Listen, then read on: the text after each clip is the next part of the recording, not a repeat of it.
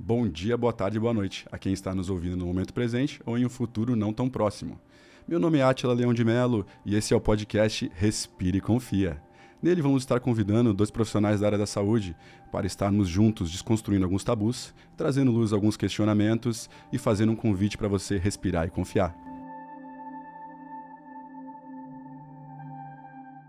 Olá pessoal, tudo bem? Estamos começando mais um episódio do podcast Respire e Confia, o segundo episódio. Queria começar agradecendo a todos que assistiram o primeiro episódio, que curtiram, compartilharam, todo mundo que está apoiando esse projeto. Esse projeto é uma construção coletiva, então queria agradecer de coração a todos vocês. Os feedbacks do primeiro episódio foram sensacionais, fiquei muito contente com tudo que tem acontecido.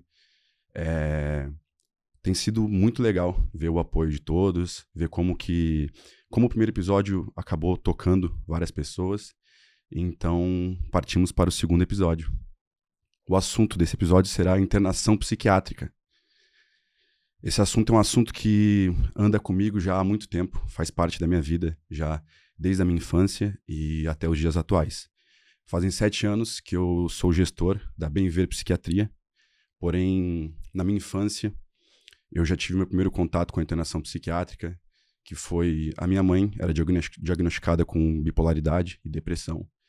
E em momentos de crise ela precisava de internação, então eu fui visitar ela algumas vezes em hospitais psiquiátricos e eu vi algumas coisas que eu não gostei e 20 anos depois eu tive a oportunidade de estar mudando isso no meu dia a dia, ali na Bem Viver, junto com uma equipe fantástica. Então, esse segundo episódio vai ser bem importante para mim, né? Então, eu vou começar apresentando os profissionais que vão estar comigo nesse segundo episódio. Começar apresentando o Dr. Felipe Busato, médico formado na Univale, especialista em psiquiatria pela Heidelberg, um amigo pessoal. Obrigado pela presença, doutor. Muito obrigado pela honra do convite. Acho muito importante a gente estar trazendo esse esclarecimento sobre um tema tão importante que é a saúde mental, cada vez mais para as pessoas, e é um prazer estar aqui com vocês. Obrigado. E Isabel, psicóloga, com MBA em gestão de recursos humanos, com pós-graduação em psicologia hospitalar, correto? Isso. Pessoa fantástica, mãe de 3 filhas maravilhosas. Obrigado pela presença, Isabel. Eu que te agradeço, obrigada mesmo, porque eu acho que esse projeto é de ordem pública, o máximo que a gente puder divulgar, o máximo que a gente puder levar para as outras pessoas terem acesso ao universo da psiquiatria e desmistificar um pouco esse tema, né, que é tão fundamental, que é a saúde mental. Então, obrigado. Então, pensando nesse tema de saúde mental, existem diversos nichos nele, né? Então, o nicho de hoje, que é a internação psiquiátrica, eu entendo que é um assunto muito nebuloso, né? Poucas pessoas têm acesso, muitas pessoas têm uma ideia errada, eu vejo isso diariamente, do que é uma internação psiquiátrica, como funciona, quem precisa da internação, como vai se dar a jornada do paciente dentro de um hospital psiquiátrico. Algumas pessoas têm uma ideia um pouco arcaica de 30, 40 anos atrás. E eu, no meu dia a dia, vejo o que a internação psiquiátrica faz, os resultados dela, as pessoas, o comprometimento, o engajamento das pessoas que trabalham diariamente. Então, a gente vai conversar bastante sobre isso, tentar trazer luz a esse tema para que as pessoas saiam um pouco mais esclarecidas depois desse episódio. Eu queria começar voltando um pouco na história. Nos anos 70, 80 e 90, tivemos o movimento da reforma psiquiátrica e eu queria entender de vocês um pouco o porquê se iniciou esse movimento e quais foram os efeitos dele nos dias atuais. Isso é um tema bem interessante. Assim, a psiquiatria ela traz, né, até hoje, muito estigma, né, uma área da saúde que ainda é mal compreendida, digamos assim, pela sociedade.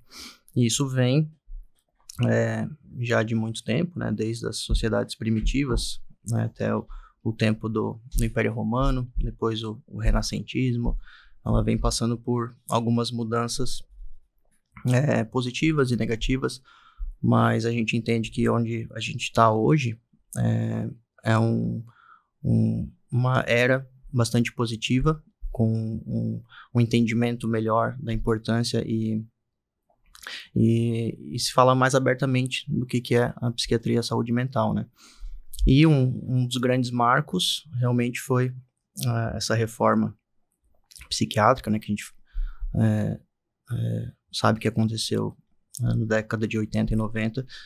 E é importante dizer que não é uma reforma psiquiátrica, né? A gente não se reforma, né? A psiquiatria ela vem evoluindo, né, como qualquer outra especialidade médica. O que a gente teve foi uma reforma importante política e sanitária, né, no país. Nessas décadas houve o surgimento do SUS, né, muitas mudanças nas políticas de saúde, e foi aproveitado esse momento para alavancar a psiquiatria, né, que a psiquiatria vinha em algumas décadas já num tempo de uma mudança limitada, assim, né, com os hospícios, né, e asilos, onde as pessoas com saúde mental eram mais excluídas da sociedade e com tratamentos bem precários. Então se viu a necessidade de trazer elas para a saúde, né, com entendimento, com acolhimento e com qualidade, né? Então essa reforma foi muito importante, principalmente para o pensamento de tratamento em centros de atenção psicossociais, né, com o surgimento dos CAPs no SUS, e a ideia de extinção desses modelos de hospício, né? É isso, e também a gente traz já esse olhar da psicologia junto com a psiquiatria. Antes da normatização do próprio conselho, a gente já tinha psicólogos trabalhando dentro do universo hospitalar e de uma forma mais acolhedora, mais humanizada. Eu acredito que com essa reforma, né, digamos assim, são marcos que mudam o olhar mesmo do próprio atendimento, o olhar do paciente, esse estigma que a gente falou logo no início, né? Entendo. Esse trabalho que vem sendo feito já, que foi iniciado e hoje se continua em relação a não institucionalização do paciente, né? Eu acho que isso é muito importante, né? Lembrar isso. O que vocês acham dessa situação? Hoje funciona, não funciona essa questão da institucionalização? Na verdade, hoje, né, a gente entende isso como um mal ao paciente, né? A gente sempre evita esse tipo de situação, que é quando o paciente, né, o usuário do serviço, ele acaba ficando dependente realmente num processo de internação e de cuidado intensivo, né? É isso que a gente chama hoje de institucionalização. Antigamente, isso era o preconizado para a grande maioria dos casos, né? Que era visto como uma solução, só que era uma solução desumana, né, para as pessoas que naquele momento não estavam com algum problema de saúde mental, né? A sociedade que estava com a sua saúde mental preservada queria só o afastamento das pessoas por entender que elas trariam problemas, né? E hoje a gente tem uma visão, né, extremamente ao contrário disso, né, humanizada, que são pessoas em sofrimento com doenças como de qualquer outra especialidade, né, médica, e a gente precisa tratá-las com acolhimento, com cuidado, com compreensão. A gente sabe da importância de, em algum momento, o internamento psiquiátrico, né, esse cuidado mais intensivo, porém, nos casos onde a gente não vê essa necessidade com critérios, né, uma avaliação bem criteriosa, a gente precisa dos tratamentos ambulatoriais, em regime de acompanhamento parcial, né, com a pessoa inserida na sociedade e atuante para ela conseguir se manter produtiva e participativa, né? Perfeito. É isso. Eu acho, na minha visão, assim, o que eu acho que a gente tem que a gente vem de experiências ruins no passado, né, de psiquiatria, experiências muito boas, mas algumas ruins, que são as que acabam ficando mais conhecidas, que tem filmes sobre isso, tem o Holocausto Brasileiro, tem algumas situações, e eu acho que a gente precisa aprender a dividir o joio do trigo, né, então a gente vê essas internações psiquiátricas, como você falou mesmo, são situações que o paciente ele necessita daquela internação, muitas vezes aquilo ali é o que vai preservar a vida do paciente no momento, porém o que eu vejo na minha experiência ali com a clínica, com os profissionais como você e toda a equipe de médicos e psicólogos, é que o tempo todo está sendo feito um trabalho buscando a alta para que o paciente possa dar continuidade, né? Que ele está ali naquele momento mais delicado da vida dele, mas sempre pensando numa continuidade fora da instituição, né? Que não fique ali mais tempo do que precisa. E é isso que a gente vem de um modelo que o padrão seria institucionalizar, e a gente já trocou esse modelo, só que muitas pessoas ainda não têm uma noção disso. Então, tem pessoas que eu já vi na internet que advogam pelo fim dos leitos psiquiátricos, porque tem que ter uma rede integrada, porque não precisaria. São pessoas que falta um pouco do conhecimento do dia a dia, de saber que tem pessoas que elas vão precisar daquele momento, daquela atenção assistencial integral, né? Do psiquiatra, do psicólogo, de toda a equipe multidisciplinar. É a mesma coisa que eu advogar pelo fim das UTIs em um hospital geral. Tem pessoas que vão precisar daquele momento daquela UTI. Não sei se eu... Exatamente. Isso, eu acho que essa situação das pessoas que advogam, né, é realmente a falta de conhecimento, né? Então, por isso é muito importante a gente tá fazendo essa conversa, tá trazendo conhecimento. A própria reforma psiquiátrica, né, ela iniciou, digamos assim, com um processo de fechamento dos hospitais, né, psiquiátricos, nos locais de asilo, né, para que a gente pudesse ter um cuidado mais integral do paciente, né. Só que uma coisa não anula a outra, né. Então, surgiu dessa forma, mas depois foi refinado, né, melhorada essa ideia, aproveitando essa questão do cuidado integrado e acolhedor, mas sabendo que a gente ainda vai precisar, em alguns casos, da internação, né, casos mais sérios, ou né, que precisam desse tipo de atendimento. Então, quanto mais possibilidades de atendimento, diferentes níveis de atenção, melhor, né? Então, a gente sabe que é uma área bem complexa e não é algo, né, que a gente possa simplificar nem internando todo mundo e nem tratando todos sem nenhum tipo de internação. Com certeza, com certeza. Eu vejo que um olhar assim particular meu, na minha visão, a gente teve essa situação a gente teve experiências ruins no passado, veio a reforma, se iniciou advogando pelo fechamento de leitos, tiveram fechamento de diversos hospitais, mas para onde eu acho que a gente teria que caminhar, né? Na minha posição eu vejo, ok, vamos fechar os leitos que não forem considerados naquele padrão de qualidade, de atendimento, um atendimento humanizado, profissionais, com equipe técnica, ok. Mas a gente tem que substituir por locais qualificados, né? A gente tem que substituir por locais qualificados, porque senão o paciente ele não vai ter aquela assistência que ele precisa. E eu vejo isso diariamente. Então, hoje, no estado, a gente tem um déficit de leitos psiquiátricos.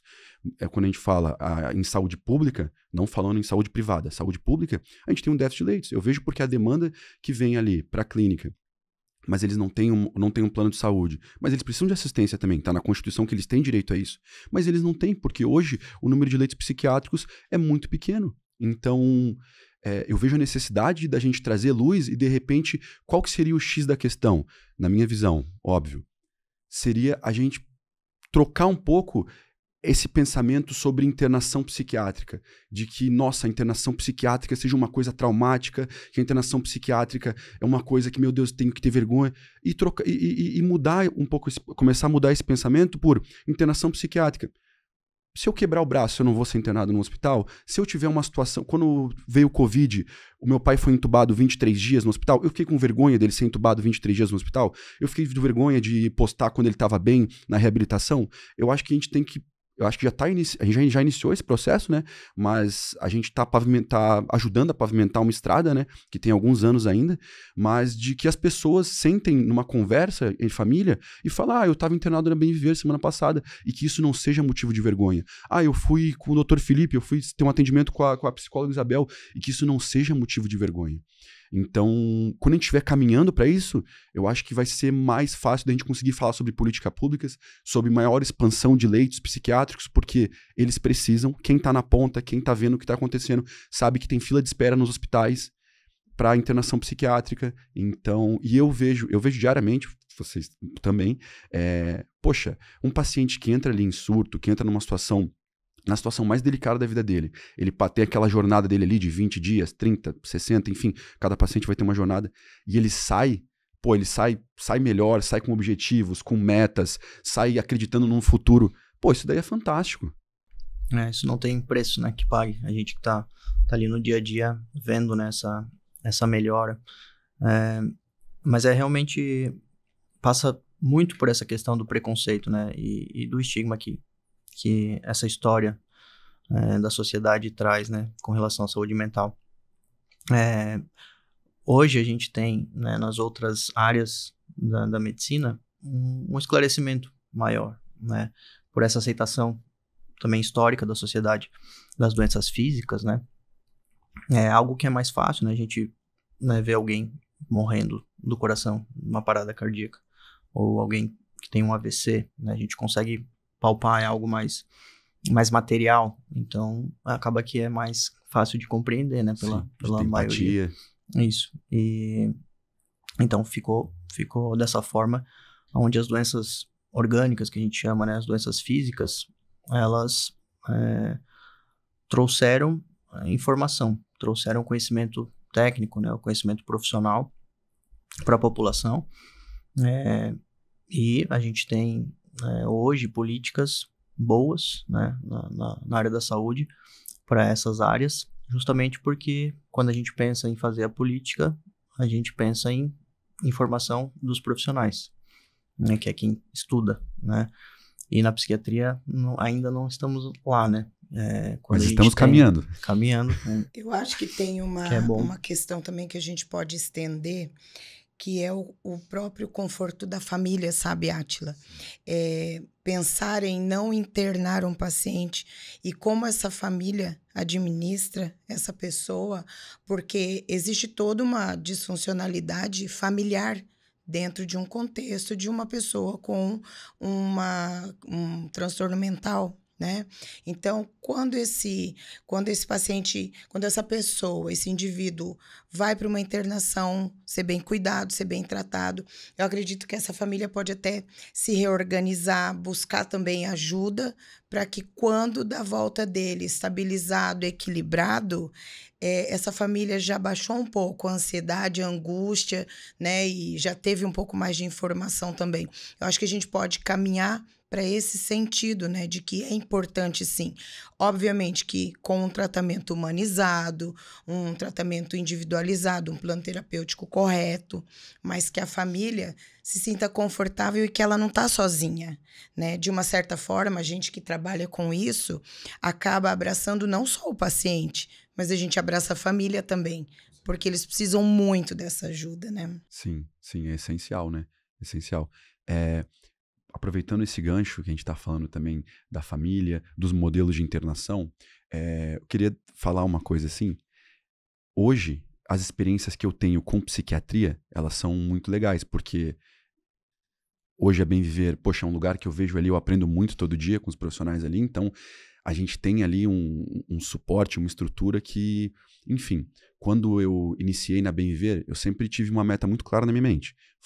Eu quero fazer um lugar para que se minha mãe fosse viva, que ela pudesse ser acolhida aqui e que eu ficasse tranquilo. Hoje, tranquilamente, eu fecho, de olho fechado, eu sei que eu ficaria muito tranquilo com os profissionais que tem ali. Então, só que existem mais clínicas que também são boas. Existem outras clínicas que também são tão boas quanto. Só que a questão é o seguinte, a família, quando está em um momento de necessidade, ela começa a procurar pelas clínicas. E aí que mora o perigo, porque aí vem as experiências ruins. Porque quando a família... isso é um recado para todos que precisarem de internação em algum momento. Gente, cuidado quando forem procurar pelos hospitais para internar os familiares de vocês. Verifiquem o histórico desses locais. Verifiquem se eles têm os alvarás. Para você funcionar como um hospital psiquiátrico, você tem que ter certificado do Conselho Federal de Medicina, você tem que ter certificado do Conselho de Enfermagem, do Conselho de Psicologia. E isso tudo vocês podem solicitar e eles são obrigados a entregar para vocês. Na verdade, tem que estar à mostra ali.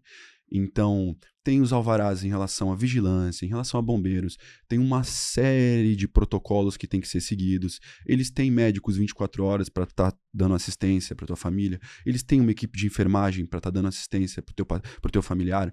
Então, prestem atenção nisso. Eu sei que todo mundo, a gente tem um orçamento e a gente, na hora ali, a gente desespera, a gente quer buscar, mas muito cuidado com esses locais. Porque o que acontece? Um dos efeitos nefastos que tem dessa redução de leitos e dessa demanda alta que tem é o quê? Nesse meio do caminho, alguns locais não tão bons, que não estão seguindo as regulações, são criados porque existe a demanda. E as pessoas, às vezes, eles buscam esse local mais barato ali, que é um mais barato que acaba saindo caro. E aí vem as experiências ruins, que aí reverberam na família, e aí a internação psiquiátrica torna-se algo extremamente difícil, extremamente danoso, quando, na verdade, pode ser o oposto. Pode ser uma experiência integrativa, pode ser uma experiência de recomeço, pode ser uma experiência de novos começos. Então é isso. Eu queria perguntar para vocês, quando se faz necessária a internação psiquiátrica? Essa é uma questão que é bem importante a gente, né, esclarecer. Existe muita dúvida, muitos mitos também, né, com relação à internação psiquiátrica.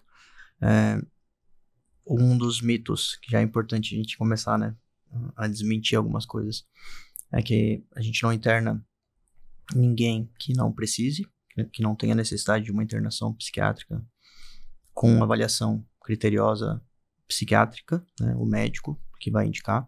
Só um pouquinho, doutor. E já vi várias vezes você e outros médicos na clínica negando a internação, o paciente indo até ali, a família querendo internar e vocês negando a internação. Sim, isso faz parte do nosso dia a dia, né? Justamente muito também por conta dessa falta de informação.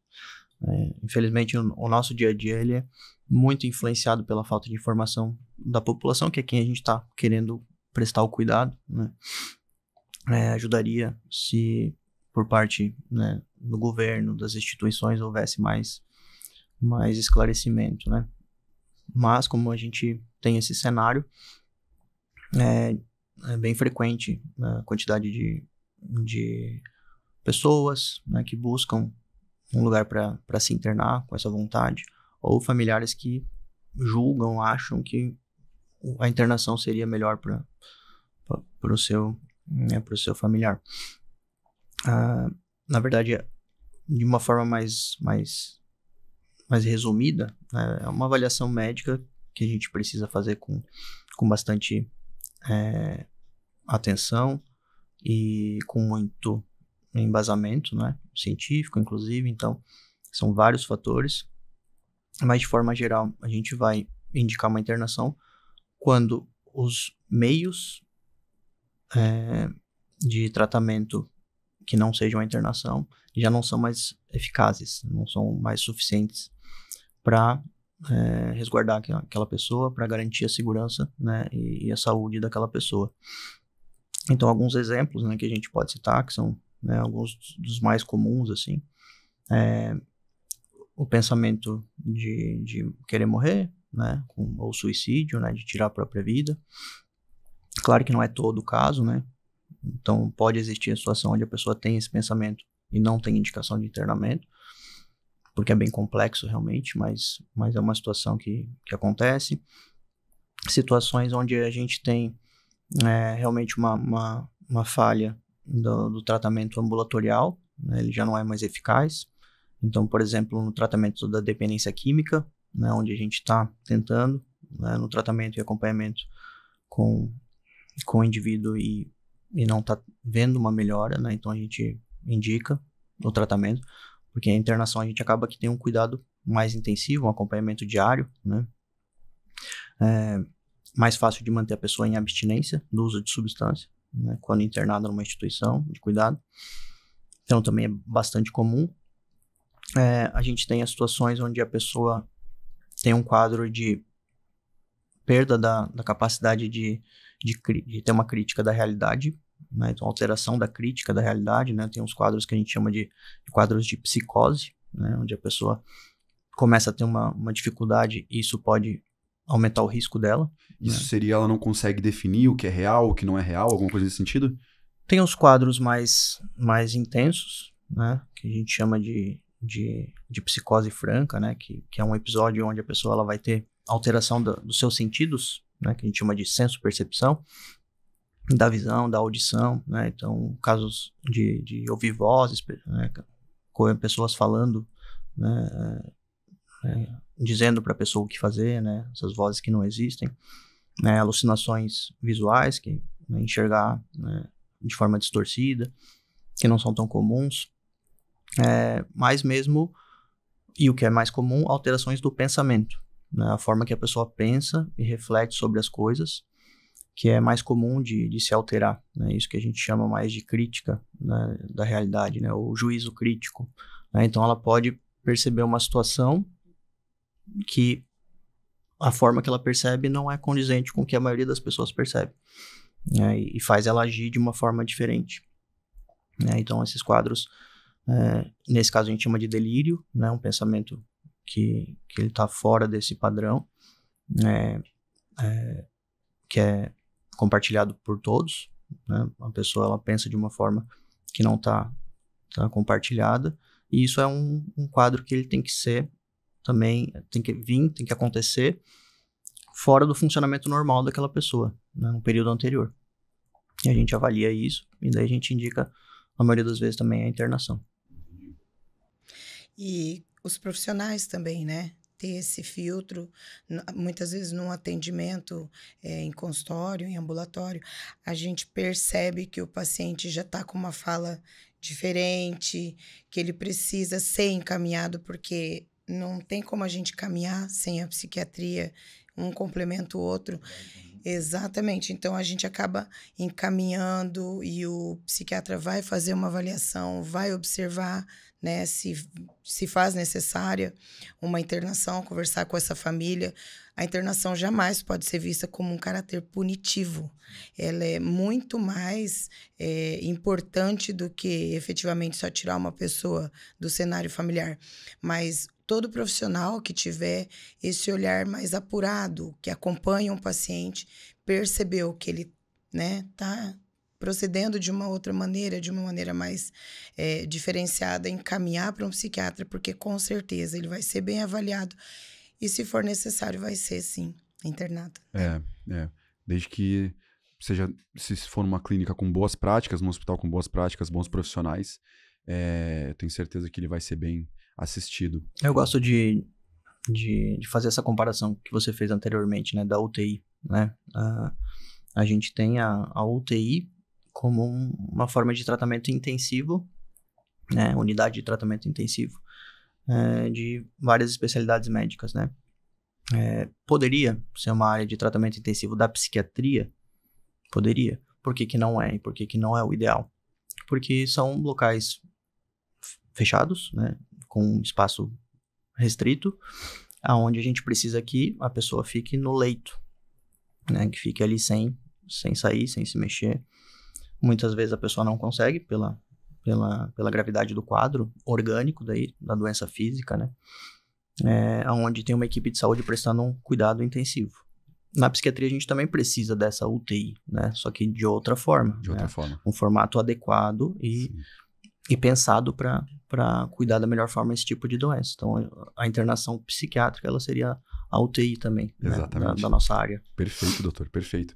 É engraçado porque uma colega ela, acho que semana passada, ela levantou um questionamento, e aí foi interessante porque é uma visão de alguém que talvez não tenha tanta experiência na psiquiatria, com internação psiquiátrica, e ela comentou sobre por que não existem mais leitos psiquiátricos, mais áreas, leitos psiquiátricos em hospitais gerais, né?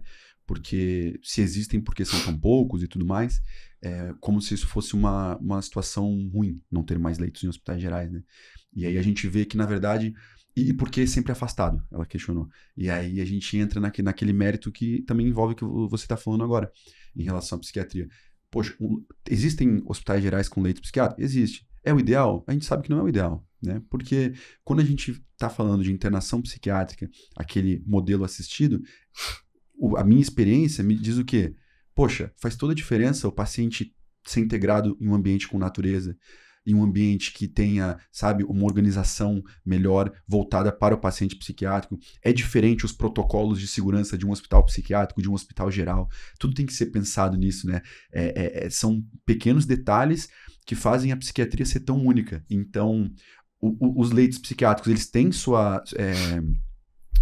Agora não está me falhando a palavra, mas eles são necessários, talvez naquele momento de surto, para ter aquele primeiro atendimento, mas um atendimento psiquiátrico, assim, de média duração, curta duração, eu vejo que tem que ser um hospital especializado em psiquiatria, tem que ser uma clínica especializada em psiquiatria, né? Sim, eu vejo o leito psiquiátrico em hospital geral como, né, uma necessidade, talvez primeiro momento ali. Pela escassez que a gente tem de atenção em saúde mental mesmo, né? Quando a gente tem uma pessoa com um transtorno psiquiátrico buscando um hospital geral onde não existe, né, um profissional, pelo menos de sobreaviso da psiquiatria, a gente sabe que a tendência é essa pessoa não receber um tratamento adequado, né, muitas vezes sofrer preconceito da sua doença, né, que já é crime, né, já temos lei contra, e acabar aumentando o sofrimento, aumentando, né, o isolamento dessa pessoa e dos seus familiares, né, e o preconceito, né. Porém, né, quando a gente tem um hospital geral que busca realmente entregar saúde, né, saúde, né, no seu todo, né, que a gente não diferencia física, corpo, mental, emocional, né, a nossa cabeça, o nosso cérebro faz parte do nosso corpo, né, e ele adoece também.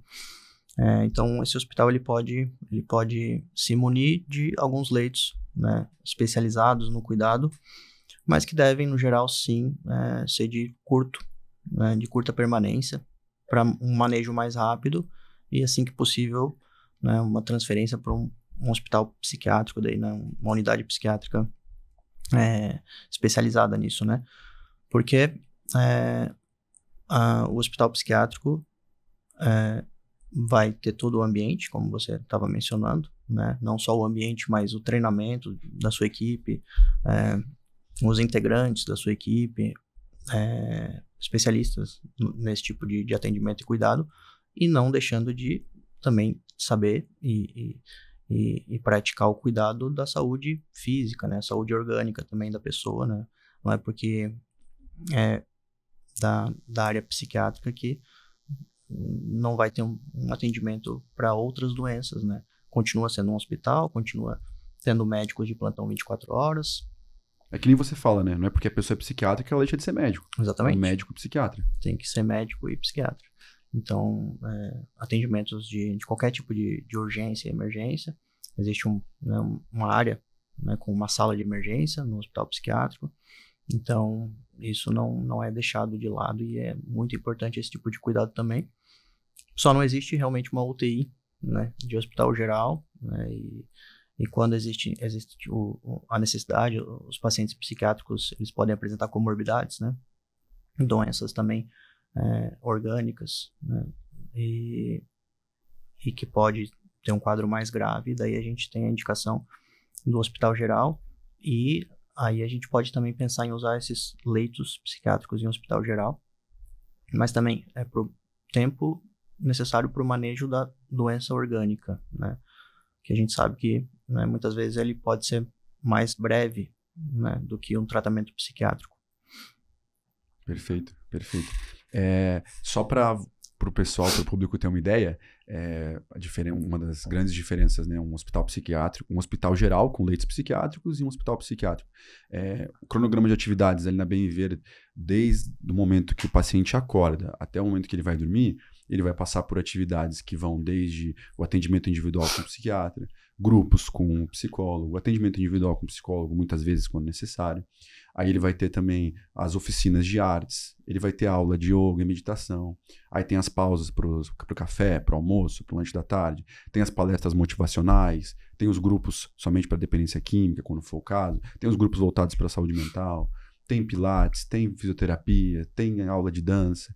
Enfim, eles estão sendo estimulados o tempo todo. Quando necessário, óbvio, cada paciente é tratado de maneira individual. Então, isso dando um resumo bem resumido da diferença entre um hospital psiquiátrico especializado, trabalhando daquela maneira, de um hospital geral com leitos, né? Então... É que a gente tem essa noção de que a doença orgânica, ela exige um repouso, né? Isso o médico sempre fala, né? Quando tá tratando com alguma doença, fica de repouso. Isso é verdade na grande maioria dos quadros, né, orgânicos.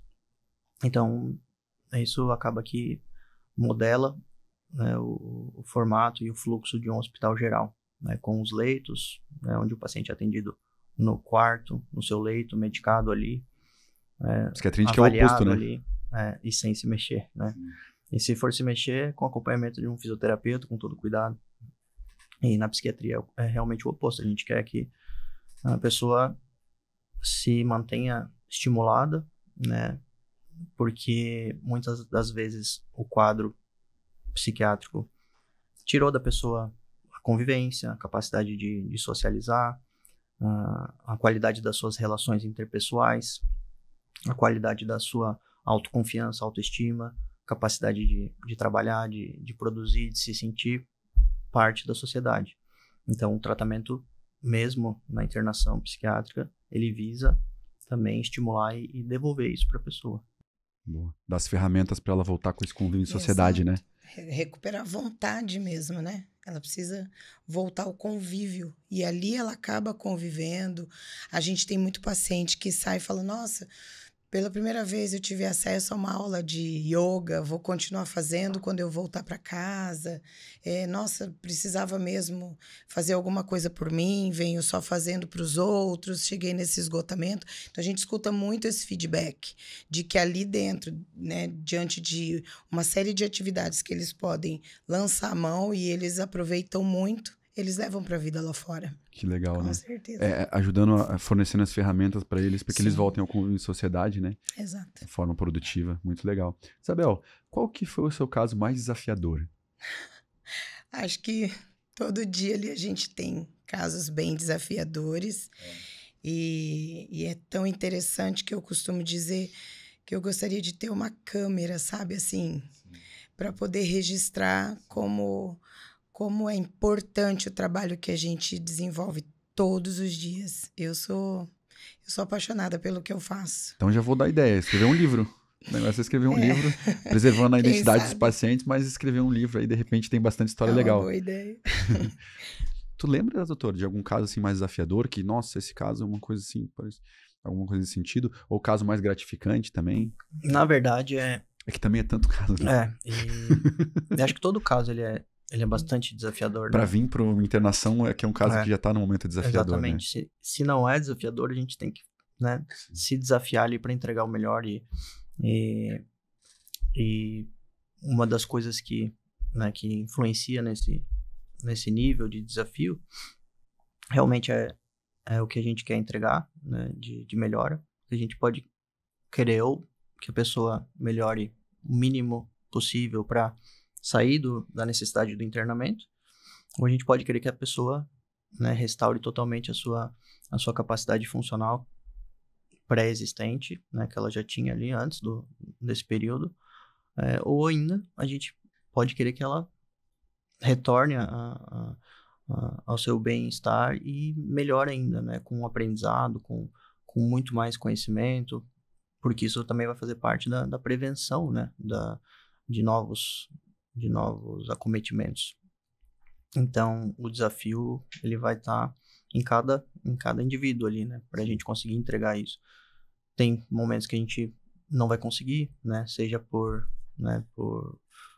pela ideia do paciente, do que é o tratamento, a internação, ou do que o sistema de saúde ele tem para oferecer para ele, né, que muitas vezes dificulta e impede o nosso contato e o nosso vínculo, né, e a gente não consegue avançar o tanto que a gente gostaria.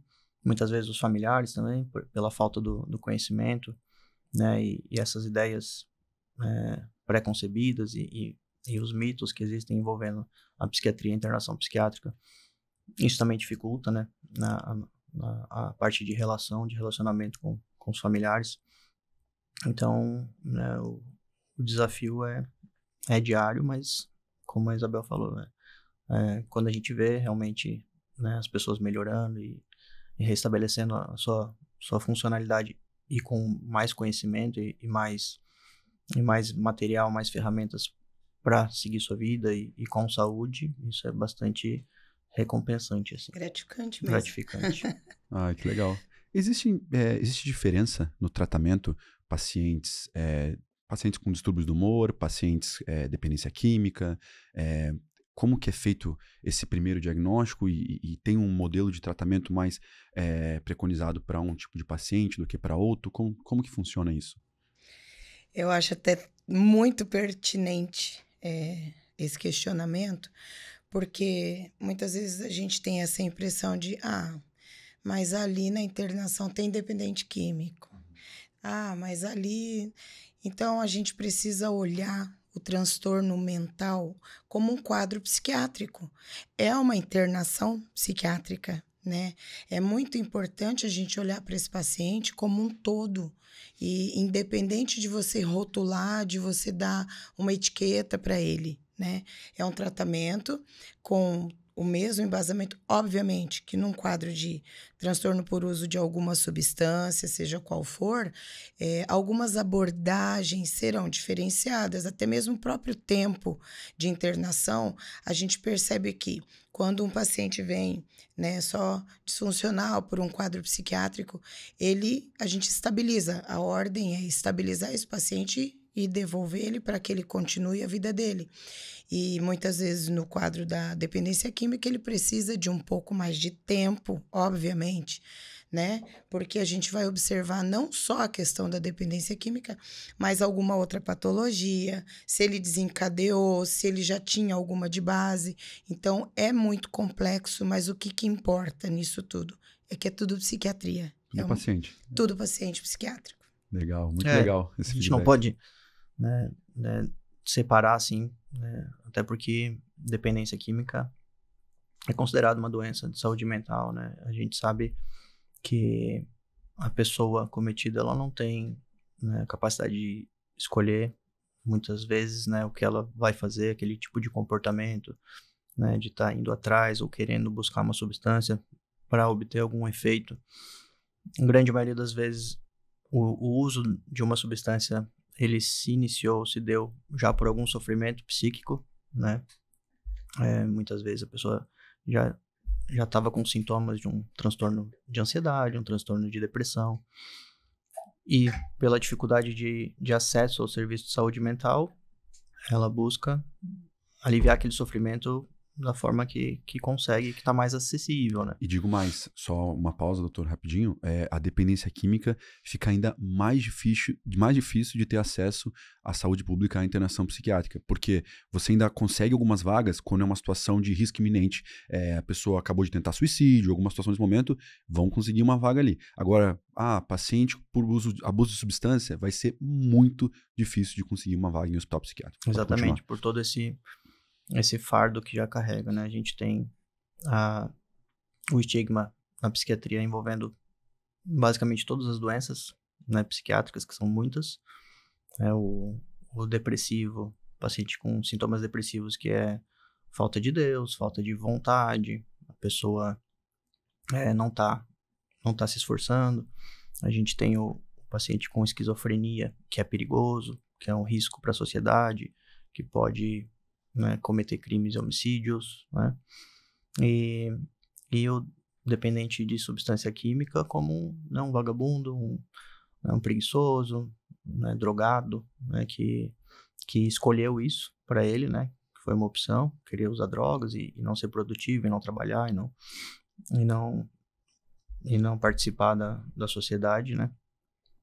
E isso, né, existe muito forte até hoje em dia, inclusive nos serviços de saúde, né? Como você citou, né, para a gente conseguir, né, uma atenção devida para esse tipo de paciente no sistema de saúde público é muito difícil, ou mesmo, né, no sistema de saúde privado, a gente sabe, quando a gente vai falar sobre um paciente com dependência química, já é entendido dessa forma, né, que como ele escolheu, né, fazer o uso, é por conta própria agora, ele está por conta própria, né, então dificulta bastante. Na questão da internação, ali só para voltar à pergunta, né, que a gente não diferencia, o tratamento é diferente. Independente doença, de ser dependente de saúde mental, cada paciente vai ter um tratamento. A gente está falando de diferenciar um diagnóstico dentro da psiquiatria, né? Então, não tem como, porque são coisas diferentes. É uma patologia, né? Uso, transtorno de dependência por uso de substância, de várias substâncias, que o tratamento vai ter algumas particularidades que a gente vai respeitar na internação, né? Como cada indivíduo vai ter o seu tratamento único, né? Mas a gente não pode trazer para esse lado de que não é uma doença, né? Perfeito. Muito obrigado.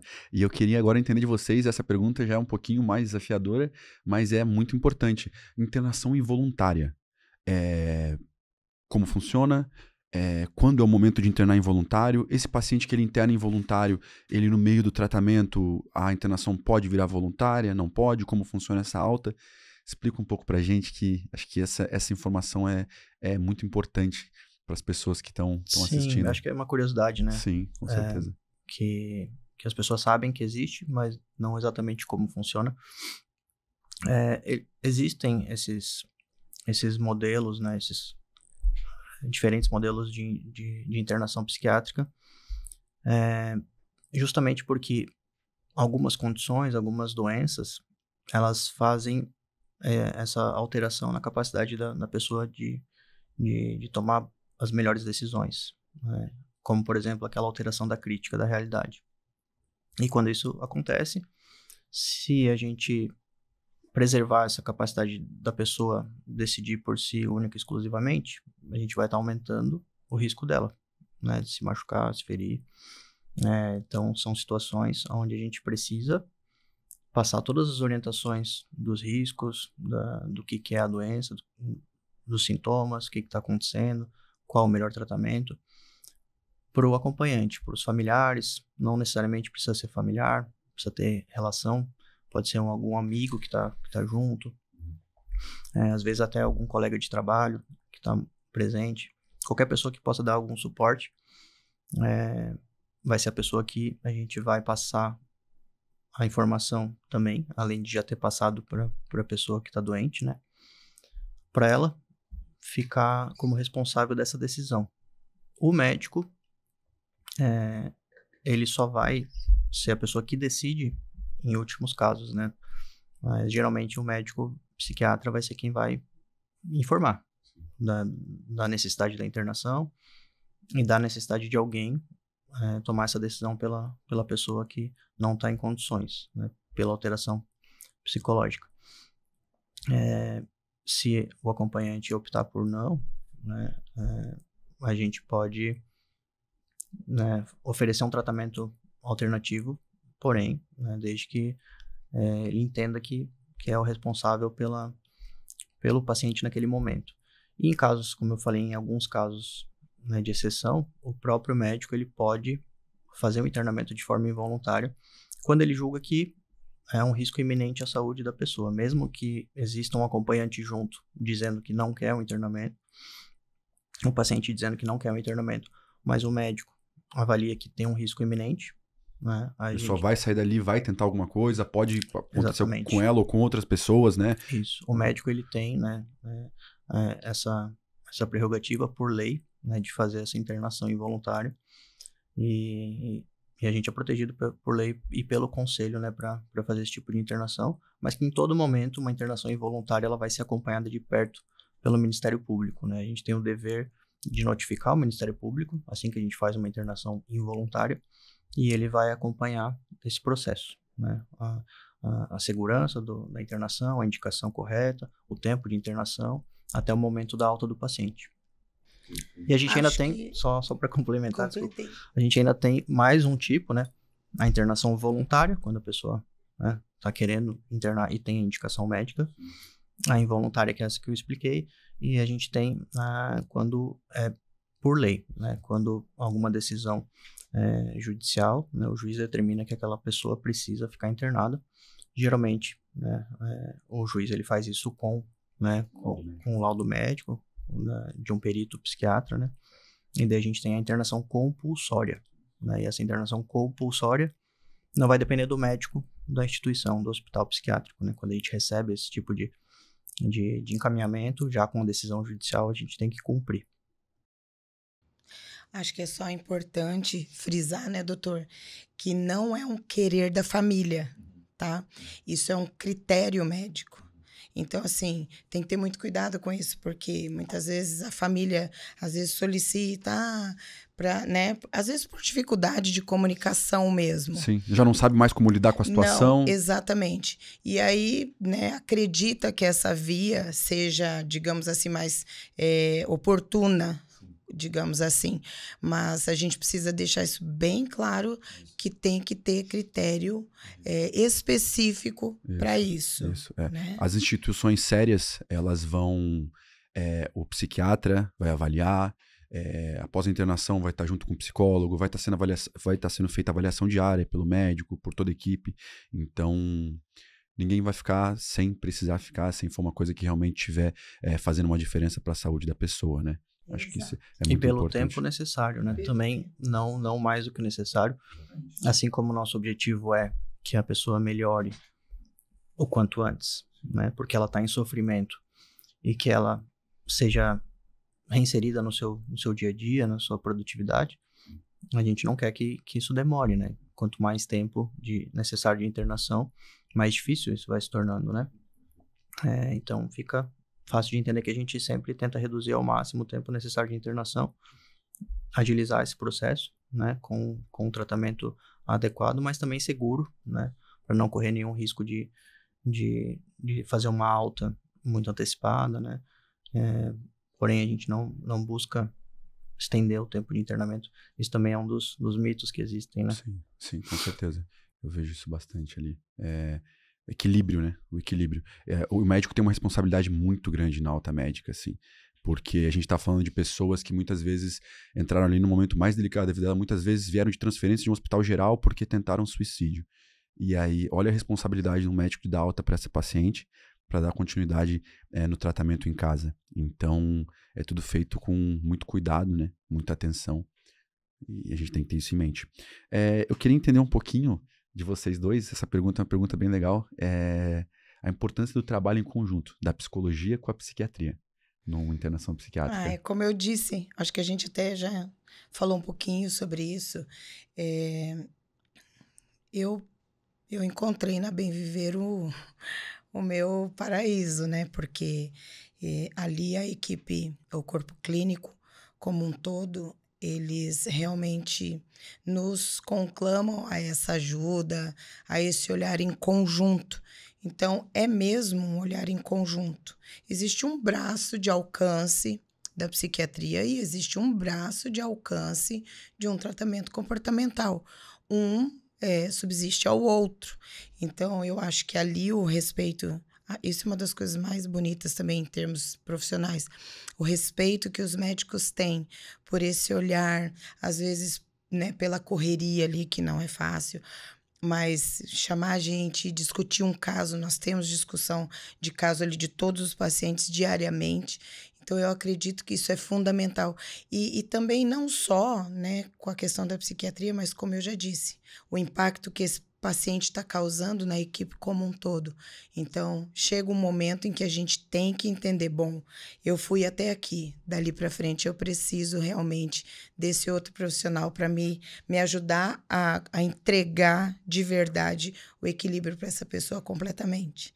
Né, doutora? Acho que é isso. Eu acho que mais do que em qualquer outra especialidade médica, né, a psiquiatria, ela se faz né, necessária, assim, efetiva, quando a gente tem a participação da psicologia. Esse trabalho interdisciplinar. Esse trabalho em conjunto, né? Como é uma doença, né, as doenças psiquiátricas são extremamente complexas, a gente tem a personalidade da pessoa envolvida, a gente tem temperamento, as vontades, as crenças dela, os valores, religião, política, tudo, né? O próprio ambiente, a família, o meio onde ela vive. É muito complexo. Desafiador. Cada pessoa é única, né? Então, quando a gente fala em tratar alguma doença dessa mente, né, que é extremamente complexa, quanto mais informação e mais avaliação profissional a gente tiver, melhor. Né? Então, por isso a gente trabalha em conjunto. Não existe um profissional que tenha mais importância do que o outro, né? Cada um tem uma visão.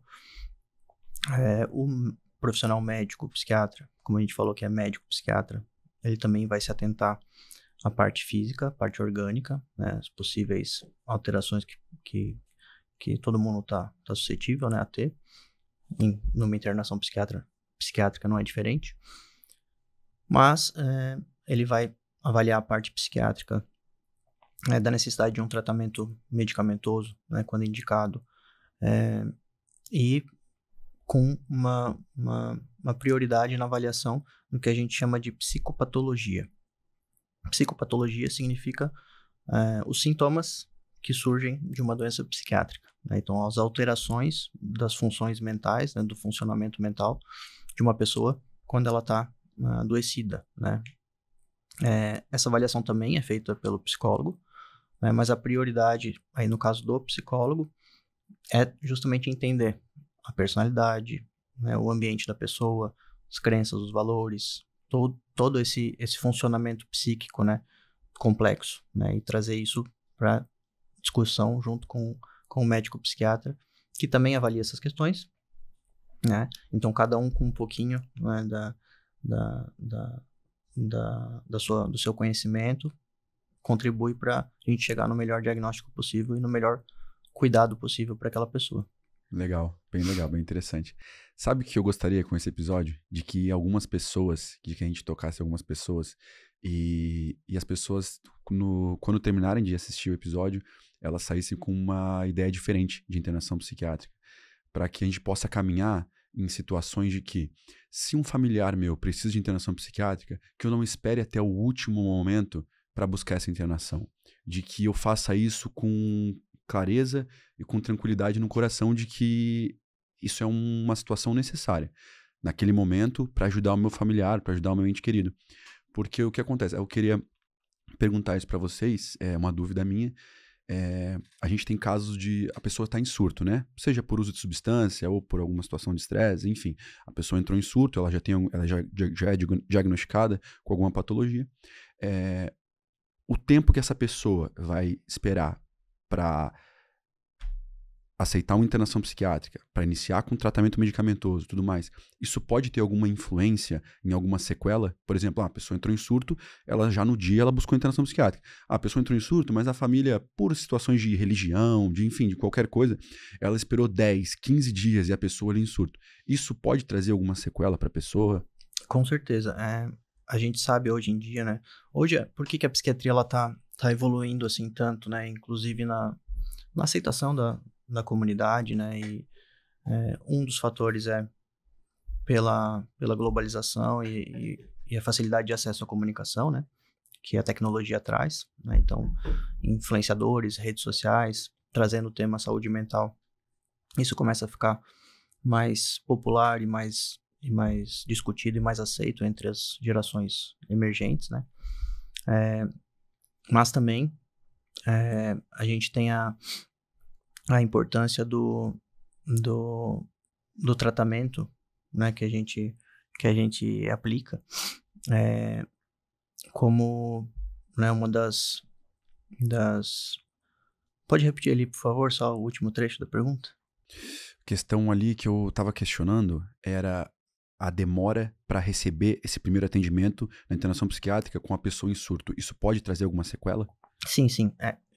Voltando, né, na minha resposta, que eu fui por um Não, mas a gente tá aqui outro pra lado. ir. Estamos indo longe, é isso aí. Conversa tá boa. Quando a conversa tá boa, é assim. A psiquiatria hoje em dia ela tem muito conhecimento da área de neurociência, né, que a gente fala, que é o entendimento de como o cérebro funciona ao nível celular, né, ao menor nível possível, assim, que até então era um mistério, né, até um tempo atrás era muito difícil a gente tratar uma pessoa com transtorno mental, porque pouco se conhecia sobre a causa, né, o mecanismo de patologia, né. Então, com o advento da neurociência, a gente sabe, né, que a gente precisa desse tratamento, né, e nessas situações, eu me perdi de novo. Eu acho que uma maneira de responder para você, talvez mais, né, objetivo, vamos colocar assim. Existem danos, por exemplo, uma pessoa que não é atendida, qual uma consequência? Por exemplo, ela tem uma ideação suicida, ela começa a cometer danos patrimoniais, dependendo do quadro em que ela está cometida. Então, assim, existem sim, e também sequelas, né, da ordem neuroquímica, obviamente, porque se esse sofrimento psíquico se estende muito, não é atendido, não se busca uma ajuda, uma série de acontecimentos, não só o dano físico, mas também dentro daquele núcleo daquela pessoa. Então, acredito que são esses os maiores danos que são acarretados. Vai impactando a vida da pessoa de uma maneira tão global que, se realmente ela não buscar uma ajuda, Danos irreversíveis. Irreversíveis às vezes. É isso, onde eu queria né? chegar, é que a gente tem um dano no cérebro, né, um dano a nível celular mesmo. Quando a gente tem uma alteração patológica de doença, seja por qualquer doença psiquiátrica, a gente tem o que a gente chama de neurotoxicidade, né, que é um efeito tóxico nos neurônios, nas células neuronais. Então a gente vai tendo, né, um prejuízo, vai perdendo mais células do que o normal. Um pouco se recupera depois de um quadro psiquiátrico, né, de um tratamento adequado, mas a gente sabe que sempre também fica uma sequela. Uma cicatrizinha, como se fosse uma então, cicatriz. quanto mais episódios, né, a pessoa passar, Cicatriz e mais aumentando. tempo, né, mais dias ali em sofrimento, pior. Né? Então, por isso que o tratamento, o quanto antes, é fundamental. Perfeito. Hoje a gente está ouvindo falar muito de inteligência artificial, né? Chat GPT e tudo mais, e eu vejo assim, quando a gente vai andando aí por esses congressos na área da saúde, muito se fala, hoje em dia a inteligência artificial já consegue identificar na ressonância situações de câncer, tumor, enfim, tem muita coisa acontecendo legal na área da saúde. E eu queria ouvir de vocês, o que vocês imaginam para os próximos 20 anos na área da saúde, de inovação, com inteligência artificial? E aqui a gente está falando de situações esporádicas, né? Pode vir a acontecer ou não, sim. Mas o que vocês estão achando aí para os próximos 20 anos? Difícil, né? Porque, meu Deus, hoje em dia, com a inteligência artificial, a cada 6 meses a gente vê uma coisa que a gente, meu Deus, está acontecendo. 6 em 6 meses.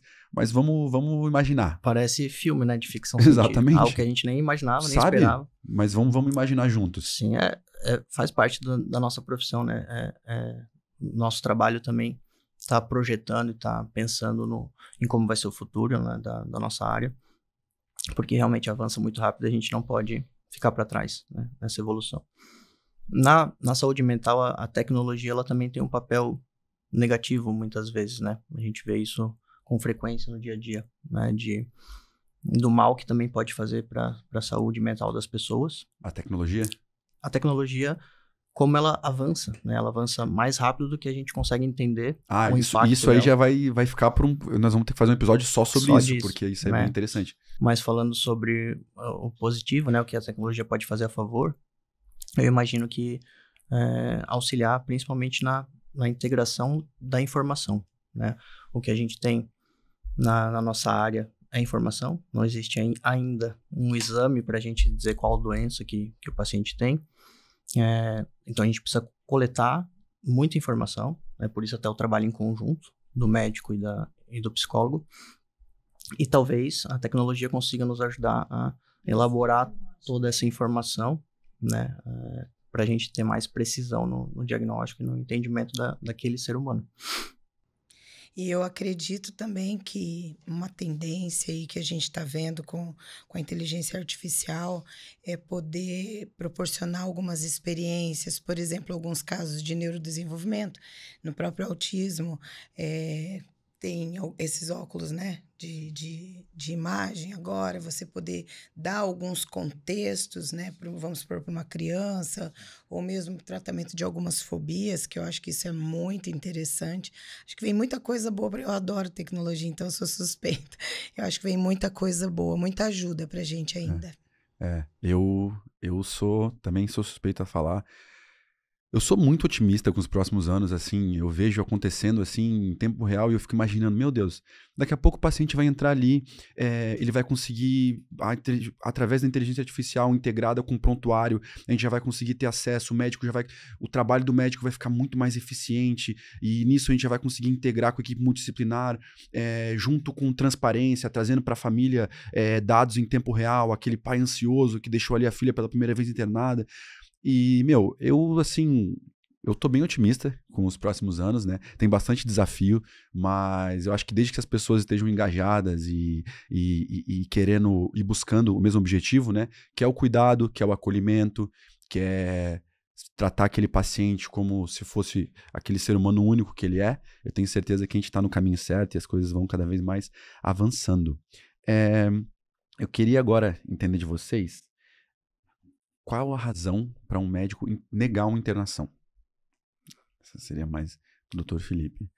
Então... não existe, né, o médico negar uma internação, assim, né, se não existe uma indicação. Então, isso que eu queria entender. Qual que seria o motivo, por exemplo, a família entrou ali, sentou. Doutor, a gente quer internar porque o meu filho está numa situação de substância, uma mais, ou enfim...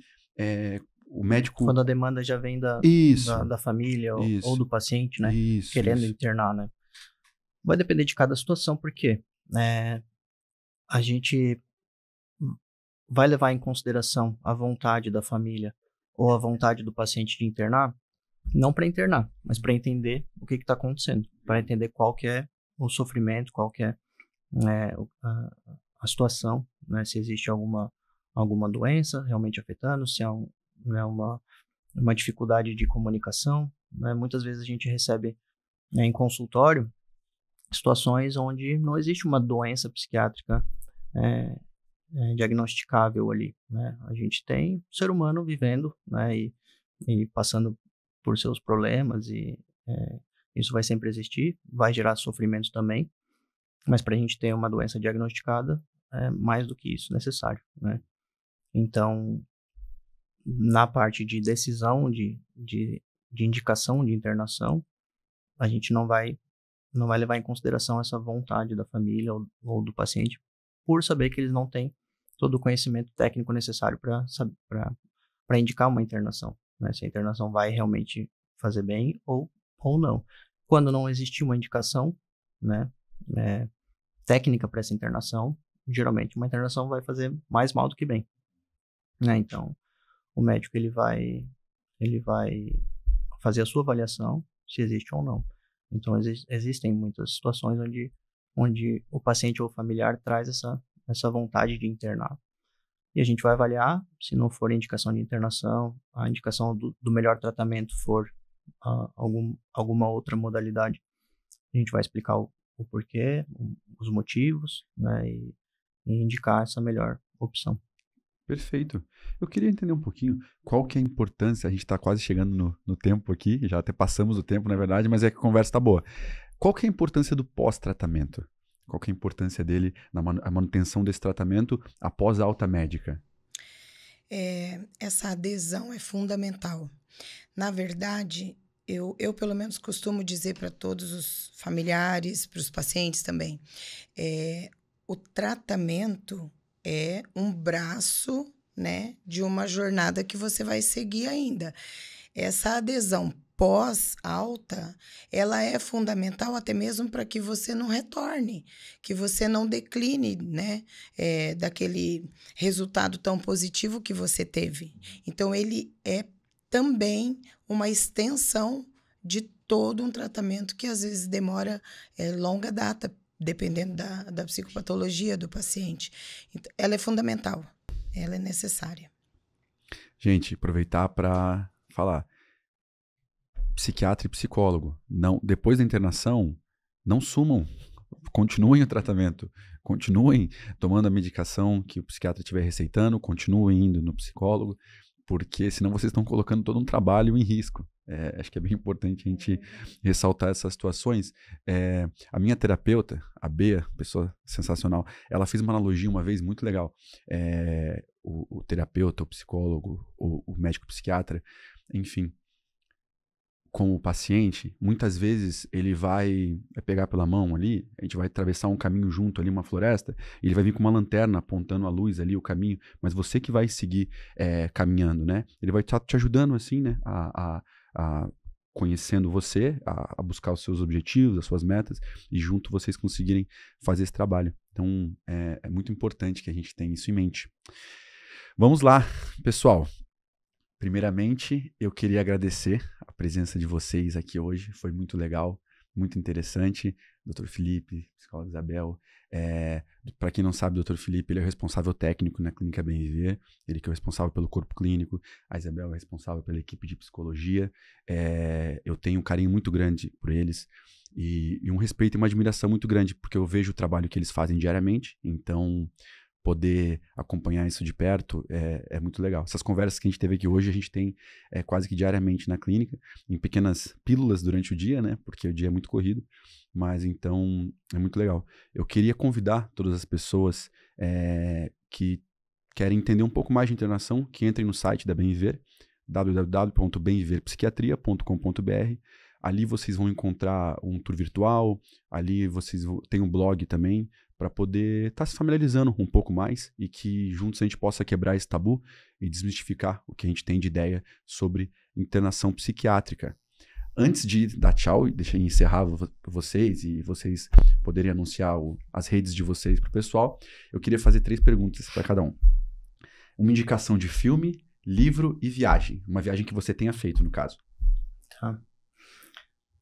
Um filme que eu gosto de assistir filmes, né? Não por acaso, que trazem esse conteúdo de saúde mental, né? Que abordam. Existem filmes e filmes. Psiquiatria da saúde mental como sensacionalismo, né? Para trazer, para reforçar aqueles mitos que já existem, né? Que esses eu não gosto, né? Mas existem muitos conteúdos que trazem uma reflexão, né? Uma possibilidade da pessoa que está assistindo querer buscar um conhecimento maior, ou mesmo exercitar uma empatia, né? Um sentimento com relação a pessoas que estão sofrendo, né? Saúde mental. Um dos filmes, né, que eu assisti, que foi um filme também bastante premiado, com Anthony Hopkins, que ele ganhou o prêmio de melhor ator, o Oscar de melhor ator. Meu Pai, o nome do filme, que ele atua, né, como um senhor que começa a desenvolver, eu não vou falar para também não estragar, né, não dar um spoiler, mas um quadro psiquiátrico, né, e o filme é sobre isso, assim, é um filme maravilhoso. Um livro que eu acho interessante, assim,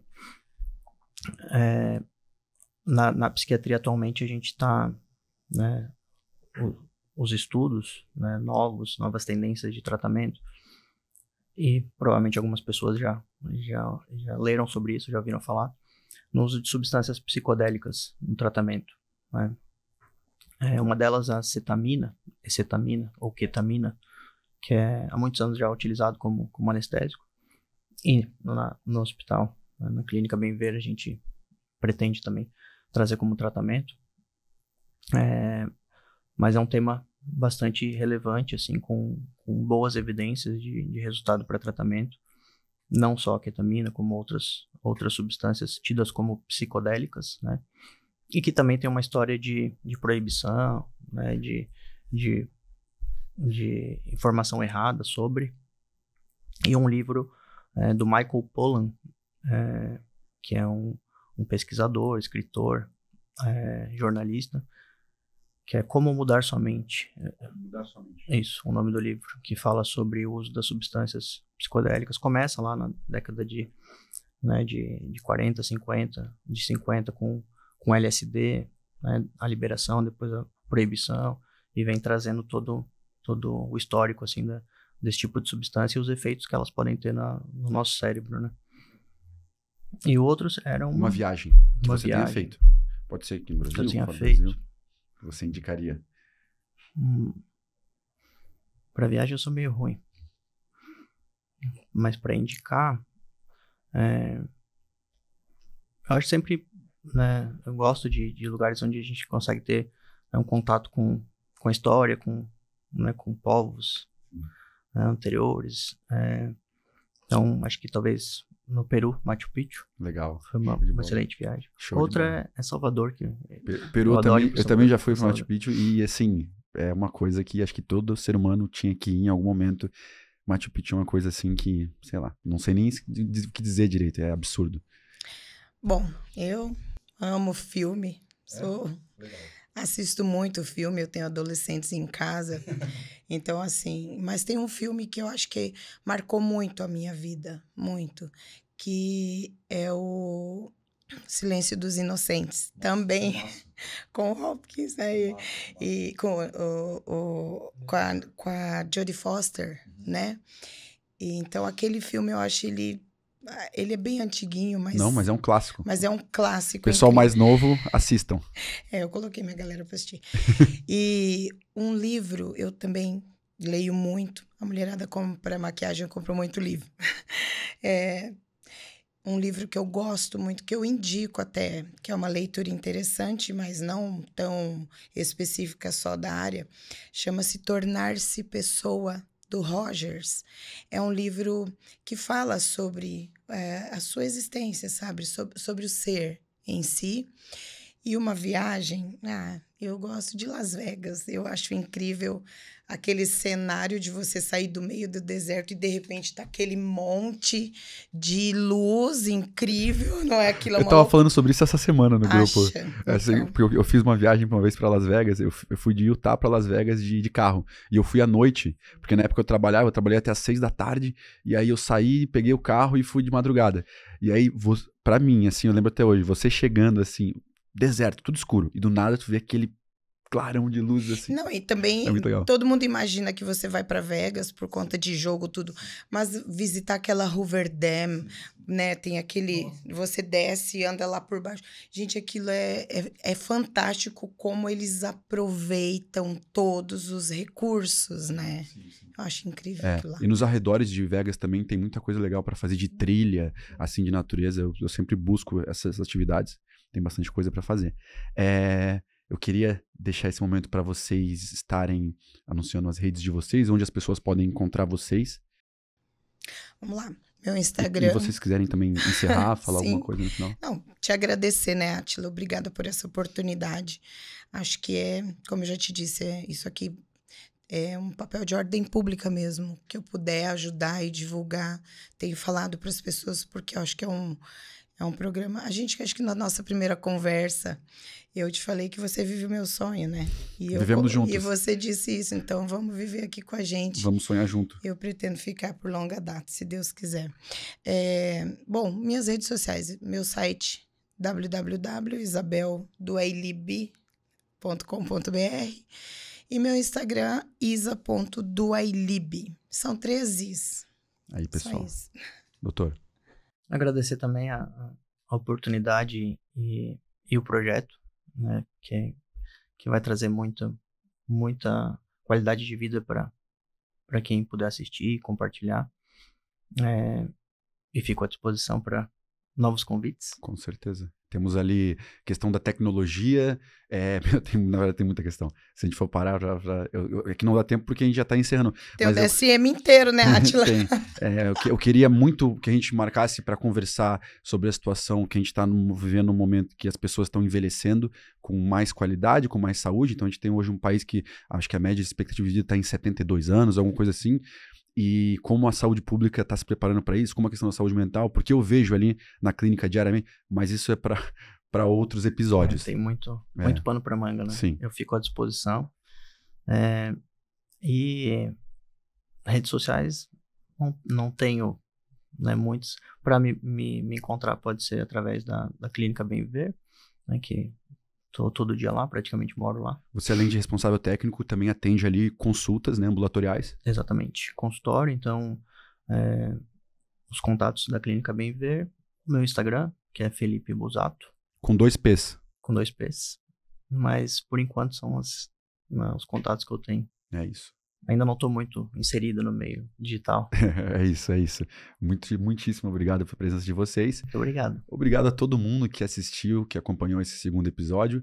Que nem eu falei no início, essa é uma construção coletiva e episódio a episódio a gente vai evoluindo, avançando em alguns temas, em questionamentos. Fiquem à vontade de mandar alguns questionamentos, dicas para os próximos temas, os próximos episódios. E vamos juntos, né? Respire e confia.